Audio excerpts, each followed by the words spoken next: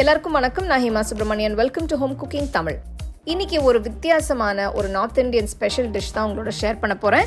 பெரிய கத்திரிக்காய் வச்சு தான் செய்ய போறோம். இது கத்திரிக்காய் தவா ஃப்ரை. சின்ன கத்திரிக்காய் இல்லாம இதுக்கு கண்டிப்பா நீங்க அந்த பெரிய கத்திரிக்காய் வாங்கி தான் செய்யணும். யூஸ்வலா பெரிய சைஸ் கத்திரிக்காய் வச்சு நம்ம நார்த் இந்தியன் டிஷ் பெங்கன்கா பர்த்தா தான் செய்வோம். ஆனா இந்த கத்திரிக்காய் வச்சு நம்ம நிறைய டிஷ்ஷஸ் பண்ணலாம். ஸோ வாங்க இந்த ரெசிபி எப்படி செய்யறதுன்னு பார்க்கலாம்.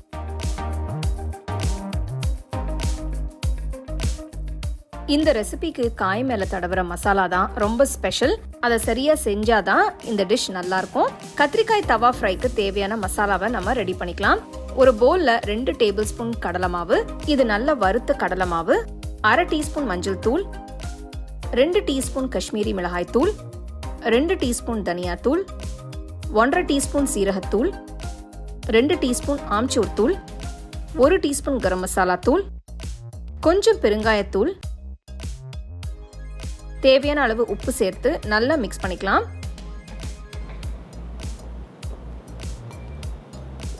மசாலா எல்லாம் மாவு கூட நல்லா மிக்ஸ் ஆனதும் தனியா எடுத்து வச்சிருங்க.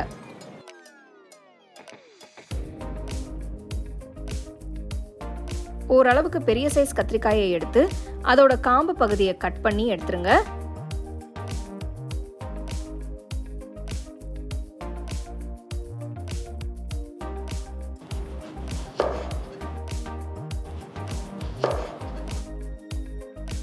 கத்திரிக்காயை ரொம்பவும் திக்கா இல்லாம ரொம்பவும் மெலிசா இல்லாம இந்த மாதிரி ஈவன் சைஸ்ல கட் பண்ணிக்கோங்க.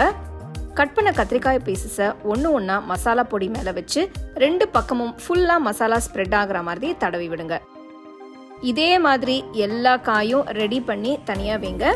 மசாலா பொடி ரெடி பண்ணி வச்சதுக்கு அப்புறம் நீங்க காயை கட் பண்ணுங்க. கத்திரிக்காய் சீக்கிரமா கலர் மாறிடும். அதனால கட் பண்ண உடனே மசாலாவை தடவி வச்சிருங்க.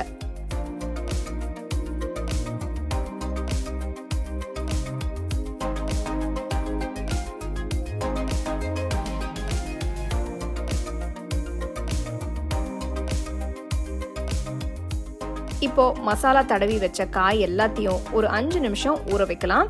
அப்பதான் மசாலா காயில நல்லா இறங்கியிருக்கும். ஒரு தவாவை ஸ்டோவ்ல வச்சு சூடாக்கி கொஞ்சம் எண்ணெயை ஊத்துங்க. எல்லா பக்கமும் ஸ்ப்ரெட் பண்ணி விடுங்க.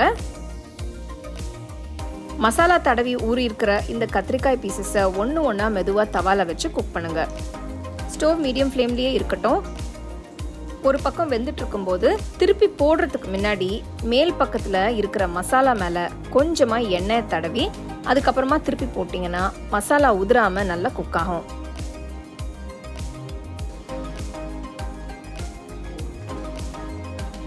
ஒரு சைடு நல்லா வெந்ததும் அடுத்த பக்கம் திருப்பி போட்டு வேக விடுங்க. எண்ணெய் தேவைப்பட்டா கொஞ்சம் எண்ணெயை ஊற்றி வறுத்துக்கலாம். ஒவ்வொரு சைடையும் 5 நிமிஷம் மீடியம் ஃப்ளேம்லேயே வச்சு ஃப்ரை பண்ணோம்னா 2 பக்கம் நல்லா ஈவனாக கிறிஸ்பியாக ஃப்ரை ஆகிடும்.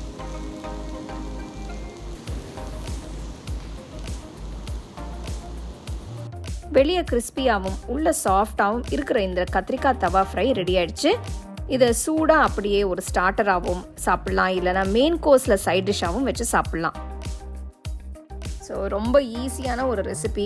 இது ரொம்ப டேஸ்ட்டாக இருக்குங்க. நீங்கள் ஃபஸ்ட் டைம் ட்ரை பண்ணுறீங்கன்னா கண்டிப்பாக ட்ரை பண்ணி பாருங்கள். இந்த கத்திரிக்காய் நல்லா ஃப்ரெஷ்ஷாக இருக்கும்போது வாங்கி செய்யுங்க, சூப்பராக இருக்கும். ஸோ இந்த டிப்ஸ் எல்லாம் ஃபாலோ பண்ணிங்கன்னா உங்களுக்கு அருமையாக வரும். கண்டிப்பாக ட்ரை பண்ணி பார்த்துட்டு உங்கள் ஃபேமிலி ஃப்ரெண்ட்ஸோட ஷேர் பண்ணுங்கள்.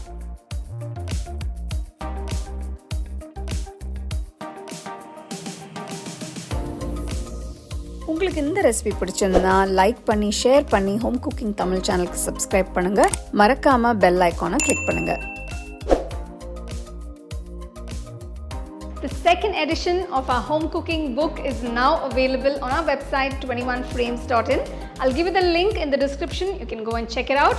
The book is currently available only in India for now, so you can place your orders on 21frames.in.